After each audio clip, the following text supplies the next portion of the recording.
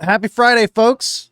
It's a long weekend, and the Canucks drop an absolute bombshell right as their whole executive team should be heading up to the cabin for the long weekend. Patrick Allvin gets things done. Not a trade of JT Miller, an extension of JT Miller. And it is $8 million a year for the next 7 years. My first instinct, oh boy, that's a lot of money to pay someone for the last 4 years, 3 years or so of that contract. My second reaction, JT Miller's a pretty sick player. And I do this every time. I did it with the Ekman-Larsson Connor Garland trade where I was like, I don't love it, but I love Connor Garland. Let's go. And I'm kind of doing the same thing here. Now, JT Miller, in his time with the Canucks, has been really, really good. Like really, really good. Let's show the stats here. I'm going to pull up the old hockey DB. 2019-20, his first full season with the Canucks, 69 games, a shortened season, played every game, 72 points. So over a point per game. Last year or the year before last, I guess now, in the bubble, 53 games, 46 points, a slight decline, but still a bit under a point per game, not too bad. And this last year, he was fantastic. 99 points in 80 games, 32 goals, 67 assists, a top point getter in the NHL. I think top 15, if I remember correctly. He is a very, very good hockey player. Now, let's envision where this peak sort of is, because it's a 7-year deal, but you have to remember it doesn't kick in this year. It kicks in next year. So basically, the Canucks have him for the next 8 years. This year, he'll be 29 years old for the majority of the season. In his last year of this contract, he's going to be, I guess, 36 years old for the majority of that season. Does that add up? Maybe 36. Yeah, 36 if 29 is inclusive, right? So his entire, maybe 37. I don't know. Math is hard. Either way. The Canucks have him basically until then. Now this year they have him at 5.25. That doesn't change. That is still the number that he is locked in at for this one season, $5.25 million. But where it gets a little bit scary and why lots of people, myself included, thought best case scenario was probably to trade JT Miller and see what you can get for him. Is because the cap gets a little scary, right? If I now show you cap friendly, we'll zoom in a little bit here.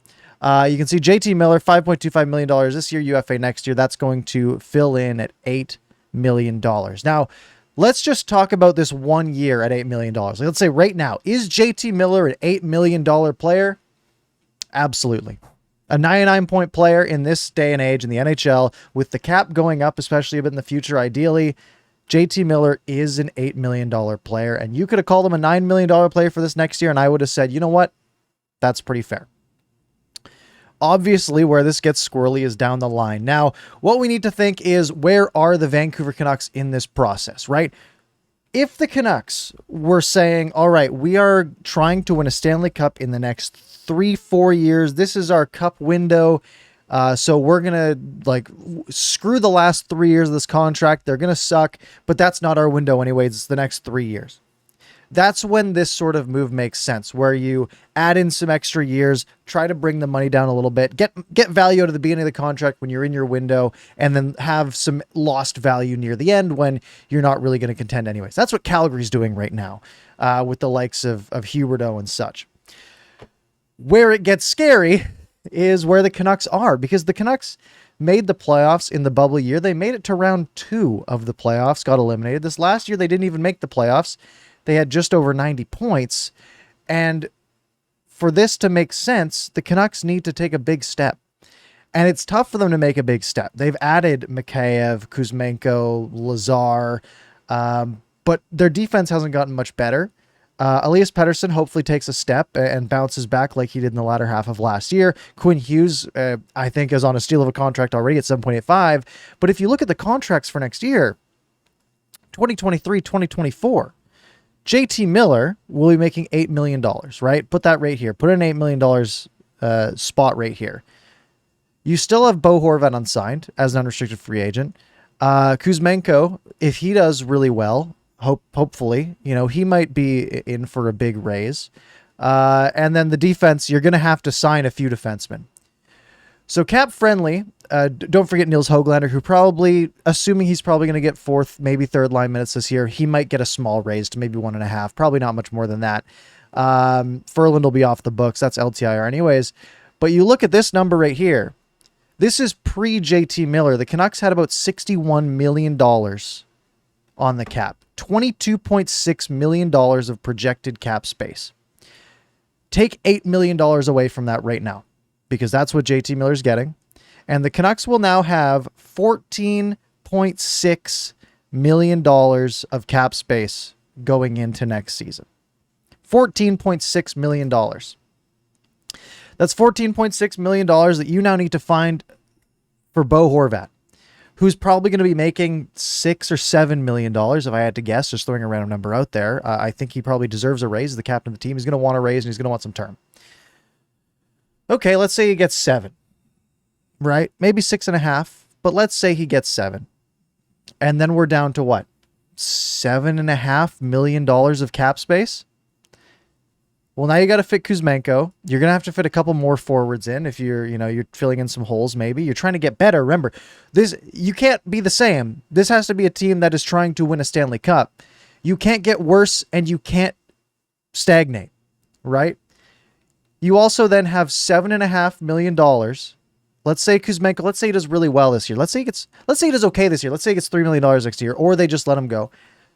But let's say they still have $7 million. Well, now that you go to the defensive side and you have $7 million going into next season, and you have Quinn Hughes, Oliver Ekman-Larsson, and Tyler Myers, and that's it.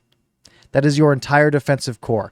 Höglander, let's say 1.5, but that's buriable, and only let's say they're at 6, and they have to sign 3 more defensemen. That's starting to get really tricky. And that's where the sort of Bo Horvat rumors are going to start. Because Bo Horvat is a UFA next year. So while the priority was JT Miller, because he was the player that had the most value for either an extension or a trade, now all of that pressure shifts. It immediately shifts from JT Miller, who is now locked up. That's done. I'm assuming there's going to be a no trade on this deal. There has to be. Now that shifts over to Bo Horvat. All of that pressure. Do the Canucks trade Bo Horvat by the end of this season? Their captain. Well, now let's say they're in a playoff spot come the trade deadline. Are they still going to trade Bo Horvat? Are they going to risk losing him for nothing? Or do they try to get him locked up before the season starts or at some point in the season? There's so many questions going on here that are really hard to answer, because we have been assuming, kind of assuming, and thinking that JT Miller was just going to be traded. Canucks get a bunch of stuff in return and free up $8 million of cap space next year, effectively.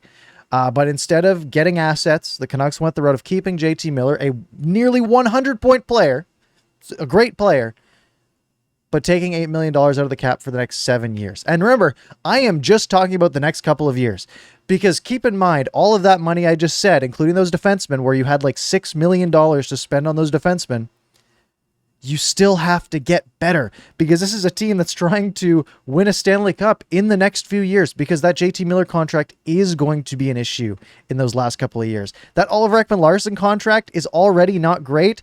It's going to get worse in these last 3 years of it.